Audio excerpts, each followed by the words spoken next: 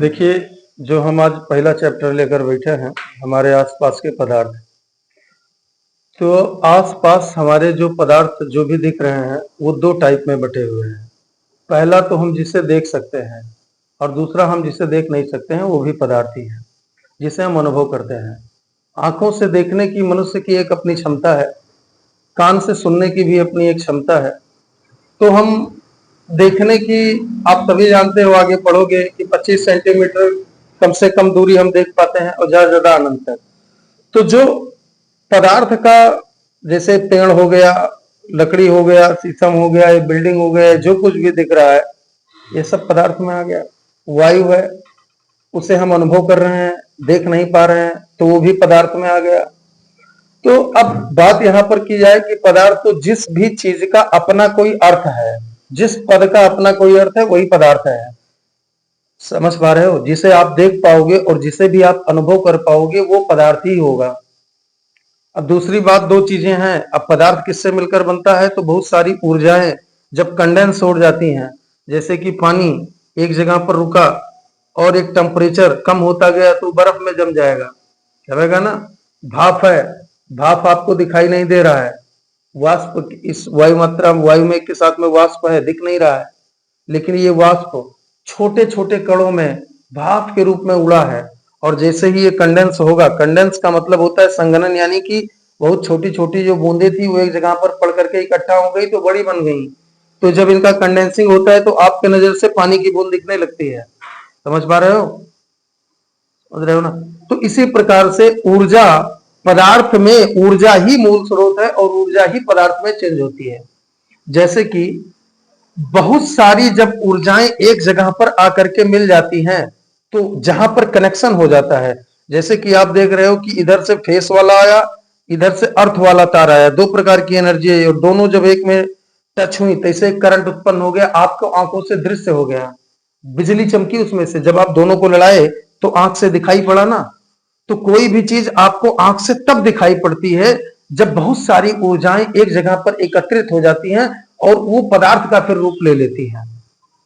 जैसे जैसे इस मान लेता हूं ये एक वायर है, इधर से भी एक वायर है, कंडक्टर है, इसमें करंट फ्लो हो रहा है, तो आपको पता चलेगा करंट फ्लो हो रहा है। आंख से आप देख नहीं पाओगे, लेकिन जैसे ही इस दोनों तार को आप टच कराओगे, क्रिएशन होगा चिंगारी का और आपको दिखाई देने लगेगा। तो वो पदार्थ अगर उस टाइम पर कहा जाता तो उस टाइम पर वो पदार्थ का रूप नहीं था, लेकिन जैसे ही आपको आंखों से दिखने लगा, ये पदार्थ के रूप में आ गया। तो कहने का मतलब है, जिस भी चीज का हम जीवन में अनुभव कर पाएंगे, जिस चीज को हम जान पाएंगे, वो सारी चीजें पदार्थ है। पेड़ पौधे, धातु, जल, देख सकते हैं नहीं देख सकते हैं, ये सब चीजें पदार्थ हैं।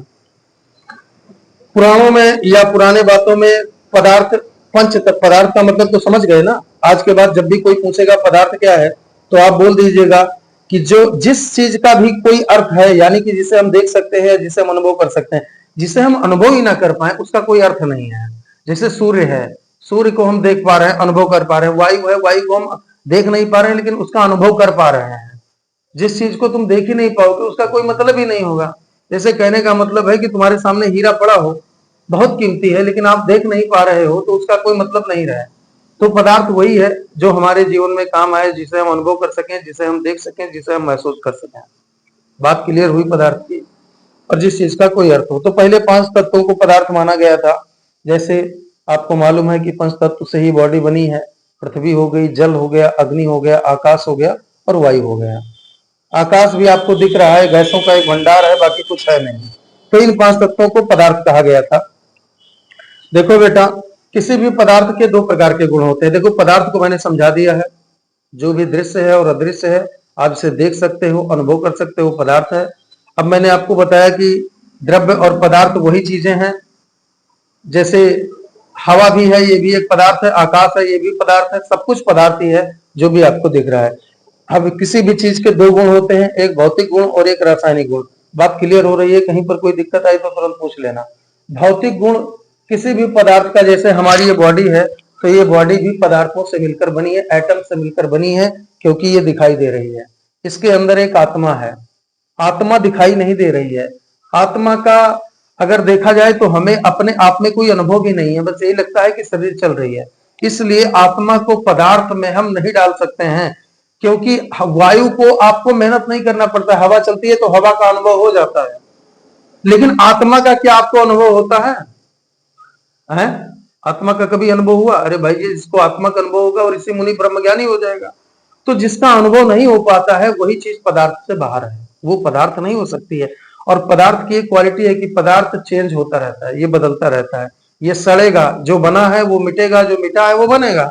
पदार्थ का निर्माण होता रहता है, ना ही किसी पदार्थ को आप कभी निर्माण कर सकते हो, ना कभी उसे नष्ट कर सकते हो। उसका रूप चेंज हो सकता है क्योंकि पदार्थ को बनने के लिए ऊर्जाएं कंडेंस हुई हैं, और ऊर्जाओं को मिटा पाने को energy can not be created not destroyed in this universe. ब्रह्मांड में ऊर्जा को न बनाया जा सकता है न मिटाया जा सकता है, उसका रूप बदला जा सकता है। जैसे मान लिया इस लकड़ी को, ये पदार्थ है, आपने इसको जला दिया, इसका रूप चेंज हो गया है। लेकिन ऐसा नहीं है, जैसे मान लेता हूं कि ये 50 किलो का टेबल है, अब पूरा जला दिया तो राख में बार बार कहता रहता हूँ कितना बचेगा, 1 किलोग्राम जलेगा। अब कोई कहे कि 49 ग्राम कहाँ चला गया, 49 किलोग्राम, तो 49 किलोग्राम में कहूंगा जो आग जलकर एनर्जी के रूप में गई, जो धुआं गया, उन सबको इकट्ठा करो, एक भी कण बाहर मत जाने दो, आपको पूरा 50 किलो मिलेगा। आप आगे आ जाओगे 10th में, केमिकल रिएक्शन पढ़ोगे, यहां पर भी पढ़ोगे, तो केमिकल रिएक्शन का मतलब ये है कि जितना पहले था उतना बाद में भी है, रहेगा उतना ही, बस बदल सकते हो। जैसे कहने का मतलब दूध तुम्हारे पास 1 किलो था और तुमने उसमें 100 ग्राम दही मिला दी, तो टोटल 1100 ग्राम दही हो जाएगा ना आपका, जमाया तो जितना पहले था उतना बाद में भी रहेगा, उसमें कोई चेंजिंग परिवर्तन नहीं आएगी। तो किसी भी पदार्थ के 2 गुण होते हैं, एक भौतिक गुण, एक रासायनिक गुण। अब भौतिक गुण क्या है? भौतिक गुण वही गुण है कि जो बाहरी गुण होता है। जैसे कहने का मतलब है, मैं अभी हूं, खुश हूं तो हंसता हूं, तो आपको चेहरे से मेरे देखकर पता चल जाएगा कि मैं प्रसन्नचित हूं, ये भौतिक गुण होगा। अगर मैं क्रोध में आ जाऊं तो मेरे चेहरे को देख करके आपको पता चल जाएगा कि मैं क्रोध में हूं, ये भौतिक गुण हुआ। लेकिन मेरे अंदर इस टाइम पर क्या फीलिंग हो रही है, क्या मैं महसूस कर रहा हूं, मेरे अंदर कौन से विचार आ रहे हैं, ये तुम नहीं देख पाओगे। देख पाओगे? इसे ही रासायनिक गुण कहते हैं। अब समझ में आया कि भौतिक गुण किसी भी चीज का वो गुण है जो बाहरी परिवर्तन लाता है, जिसे आप फिर बदल सकते हो। जैसे कहने का मतलब चेहरा है, चेहरा मान लिया आदमी का बूढ़ा हो गया, तो इसको प्लास्टिक सर्जरी करा के वो फिर से जवान हो सकता है, इसमें परिवर्तन किया जा सकता है।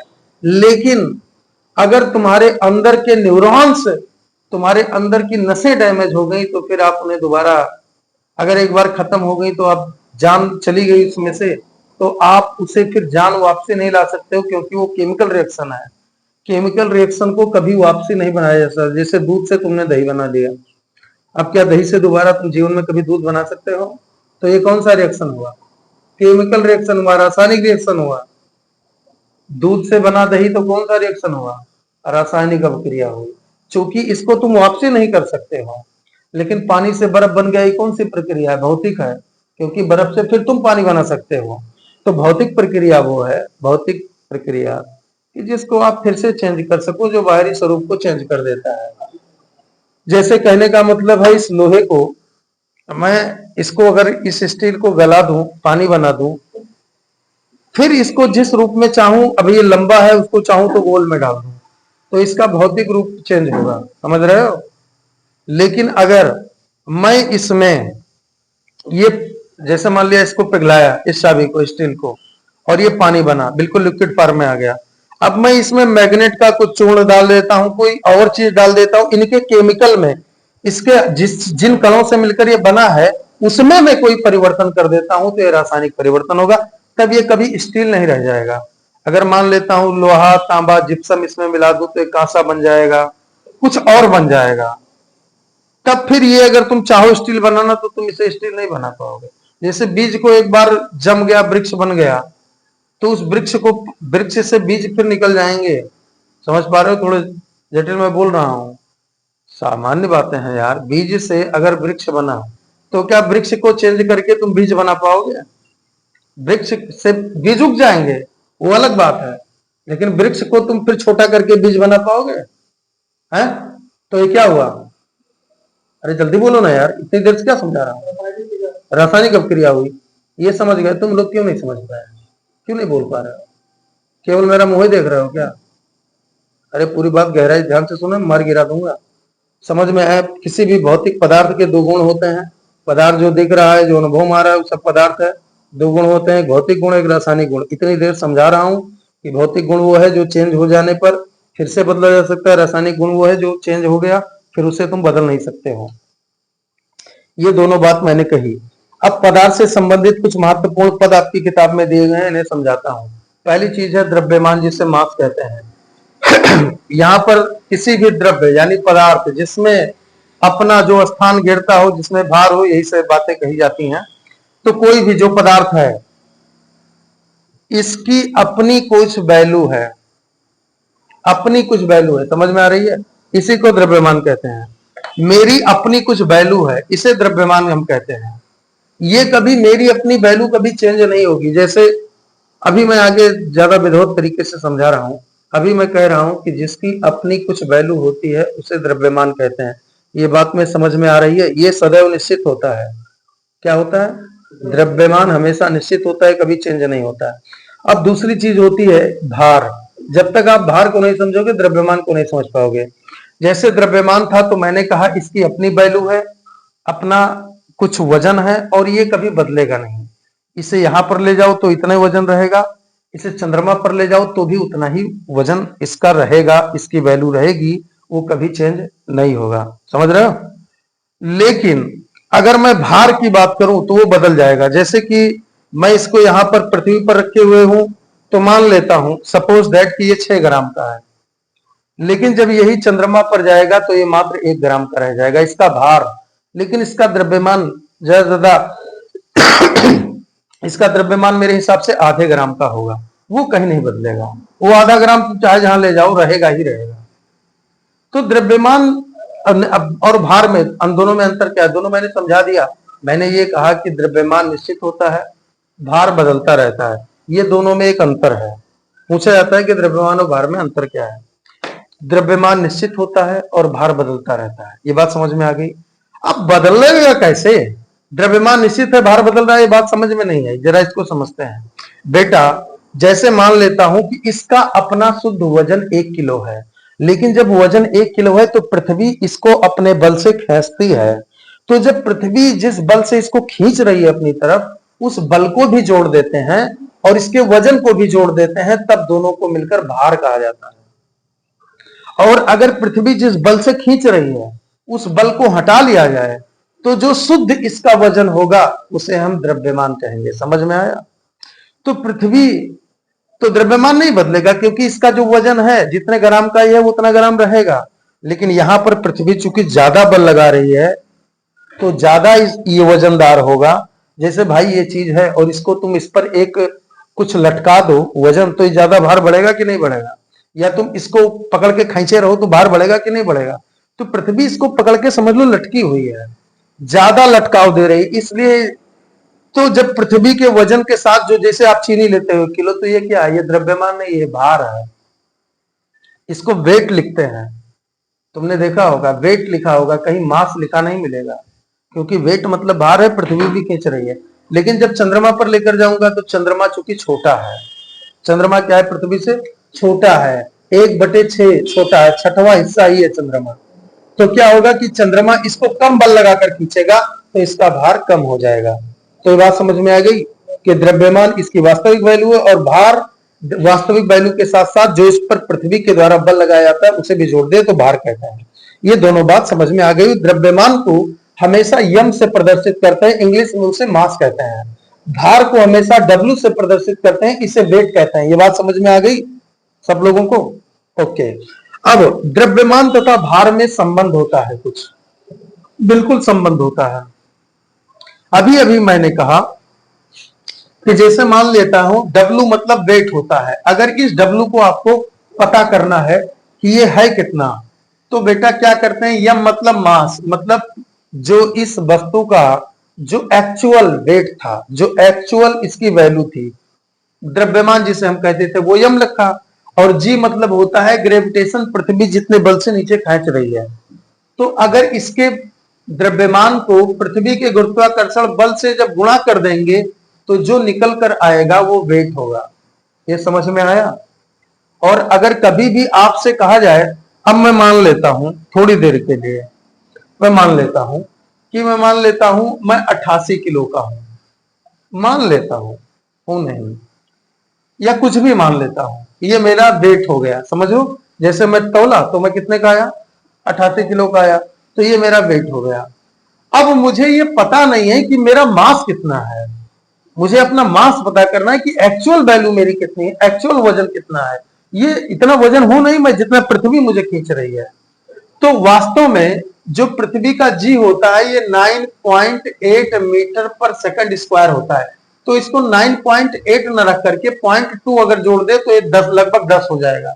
तो इस जी को यम निकालने के लिए मैं जी को 10 मानता हूं, थोड़ा बहुत ज्यादा हुआ, लगभग 10 होता है। अब 10 से जब तुम इसको मान लेता हूं मेरा भार 80 किलो था, तो यम की वैल्यू अगर मुझे निकालनी है तो मैं 10 को यहां गुणे था, यहां आएगा तो भाग होगा, तो ये क्या बचा 8 किलो। तो मेरा एक्चुअल भार वास्तव में 8 किलो का ही है। बाकी जो बच गया 82, अगर मैं 80 का हूं तो 82 जो 72 किलो बचा, ये 72 किलो धरती खींच रही है मुझे, समझ रहे हो। तो अब समझ पाए कि द्रव्यमान और भार क्या होता है।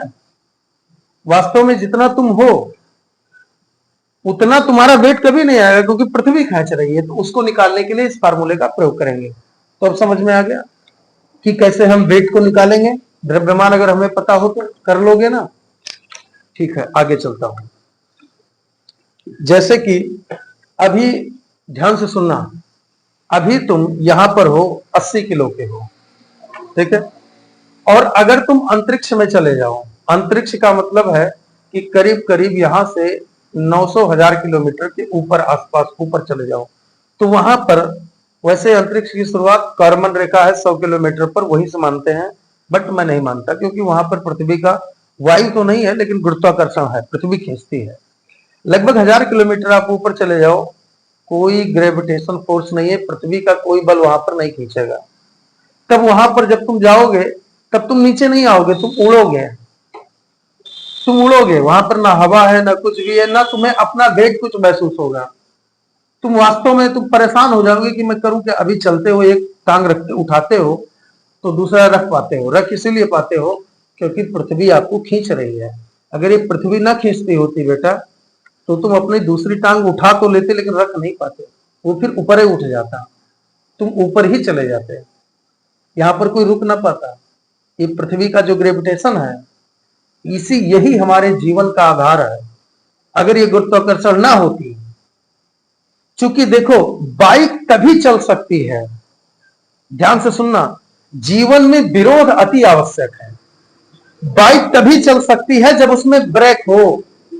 बिना ब्रेक के कोई बाइक चलाकर दिखा दे, वो मरेगा। अगर कोई कह दे कि मैं विकास ही करता रहूंगा, केवल आगे बढ़ता रहूंगा, विनाश नहीं होगा, तो यह असंभव है। विकास एक तभी होगा जब एक विनाश हो जाएगा। पृथ्वी का ग्रेविटेशन पृथ्वी नीचे की तरफ खींच रही है, इसी वजह से वृक्ष ऊपर की तरफ जाते हैं। हर जगह पर जीवन में विपरीत का नियम जरूर है। अगर तुम्हारे जीवन में आग ना हो तो पानी का कोई मतलब ही नहीं रह जाएगा, समझ रहा है। नींद में मत आ जाओ बेटा, होश में आ जाओ।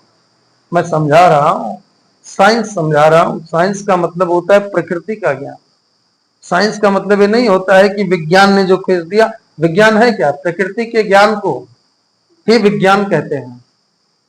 जो प्रकृति का वास्तविक ज्ञान है, रियल चीज है, जो प्रकृति कैसे काम करती है, इसी जानकारी को विज्ञान कहते हैं। ज्ञान और विज्ञान में अलग है। ज्ञान वो होता है जो आप मस्तिष्क से सोच करके किसी को देते हैं, वो ज्ञान होता है।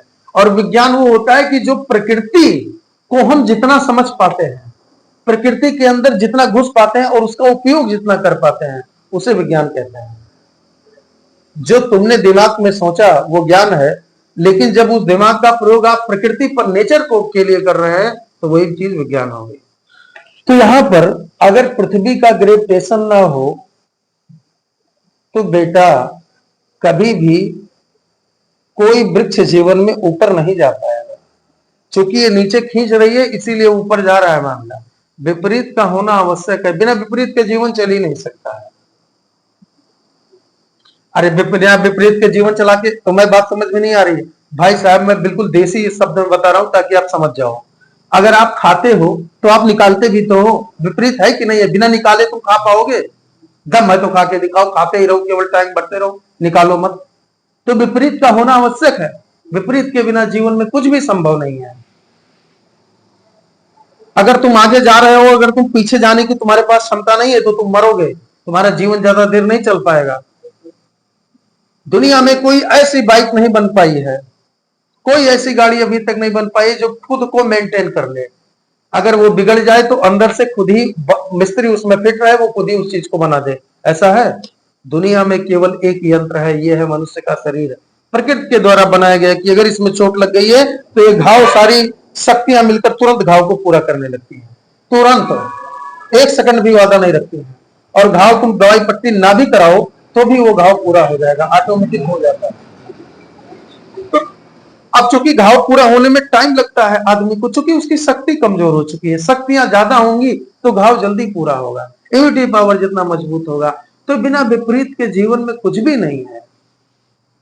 तो ये विज्ञान हमें यही सिखाता है। अब थोड़ी सी बात मैं आप पर आ जाता हूं, आयतन एक चीज में आती है। मैंने आपको क्या क्या समझाया? द्रव्यमान समझाया, भार समझाया, दोनों में संबंध बताया, और ये भी बताया कि भार बदलता रहता है। अंतरिक्ष में हमारा भार शून्य हो जाएगा, लेकिन द्रव्यमान उतना रहेगा जितना मैं हूं। 8 किलो मेरा रहेगा वहां पर, लेकिन दिक्कत यह है कि 8 किलो नीचे नहीं आएगा, क्योंकि कोई खींचने वाला नहीं है, मैं ऊपर ही रहूंगा, वहीं पर पड़ा रहूंगा, बस आगे पीछे चला जाऊंगा, ऊपर नीचे जैसे भी कूदूंगा कूदूंगा, बड़े अजीब तरीके से हो जाएगा, आप कहीं जा नहीं पाओगे। और एक चीज जो आती है, बड़ी जरूरी चीज है, वो है आयतन। आप गणित में भी बार बार पढ़ते हो वैल्यूम, आयतन, कहते हो इसका घन का घनाभ का आयतन निकालो, ये पानी की टंकी है इसका आयतन निकालो, ये घर है इसका आयतन निकालो। तो ये आयतन है क्या भाई साहब? जितनी एरिया आप घेर सकते हो उस एरिया को आयतन कहते हैं। जैसे कि मतलब मैं खड़ा हो गया तो यहां से यहां तक, यानी कि इतनी ऊंचाई तक, इतनी ऊंचाई तक, इतनी जगह तक कोई भी कुछ ला करके नहीं रख सकता है, तो ये आयतन हो गया। जैसे ये कमरा हो गया तो इसकी लंबाई है, चौड़ाई है और ऊंचाई है। तो घेरने में जब किसी चीज को घेरोगे तो 3 डायमेंशन की जरूरत होगी, लंबाई, चौड़ाई और ऊंचाई। तो ये तीनों को आपस में मल्टीप्लाई कर देने पर आयतन आ जाता है। लंबाई, चौड़ाई और ऊंचाई को गुणा कर दो तो हमेशा क्या आता है? आयतन आता है। तो किसी भी द्रव्यमान में क्या होता है? आयतन होता है।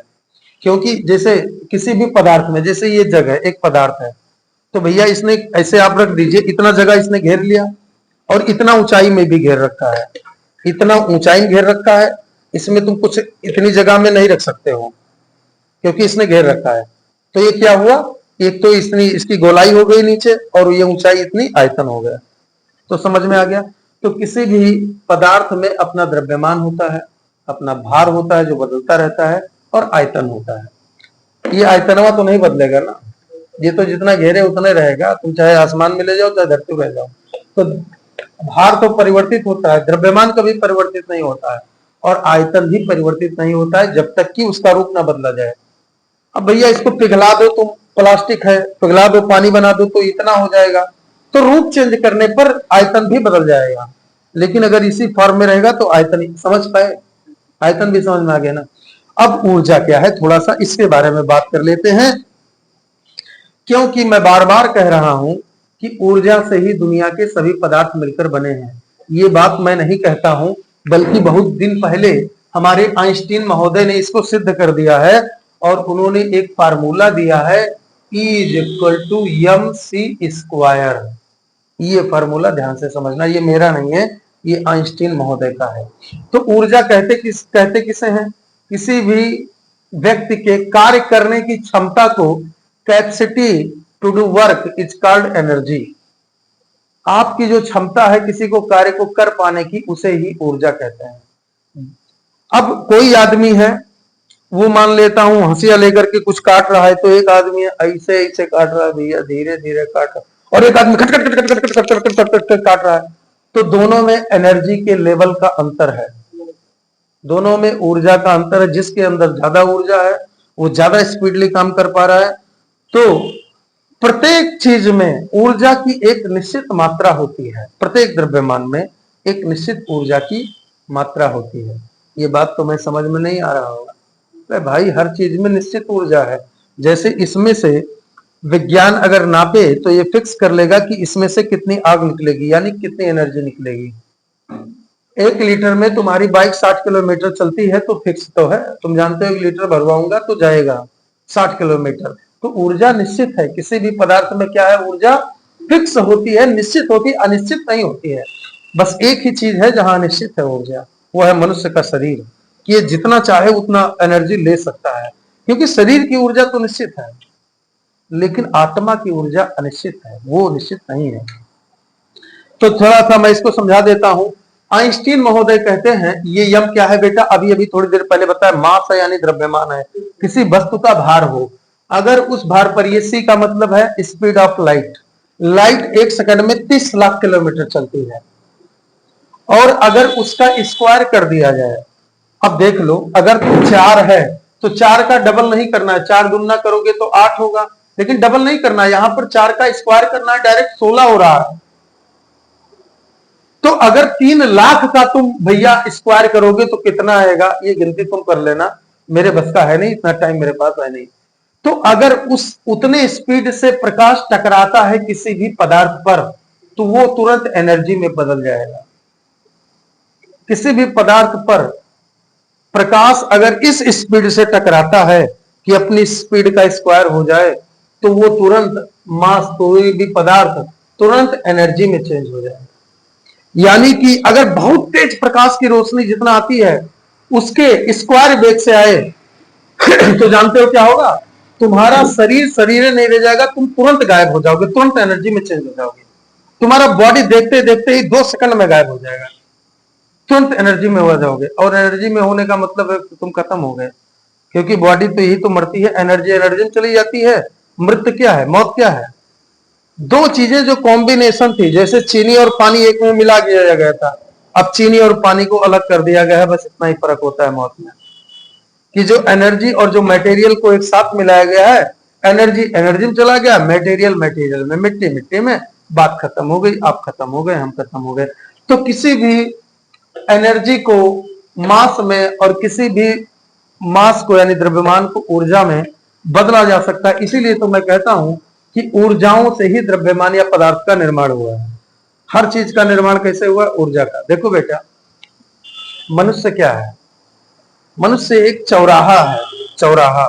जैसे इधर से ऊर्जाएं, इधर से ऊर्जाएं, इधर से ऊर्जाएं, इधर से ऊर्जाएं, सारी ऊर्जाएं जिस पॉइंट पर, मान लेता हूं थोड़ी देर के लिए कि ये सारी एनर्जी, अगर आपको मनुष्य का जीवन मिलना, ये वैसे नहीं मिल गया। हम लोग समझते हैं ना कि मनुष्य हो गए, हम अपने दम पर हो गए, क्या कुछ मालूम नहीं। पैदा होने के बाद एक बार क्या हुआ, एक चुटकुला थोड़ा मैं सुना देता हूं।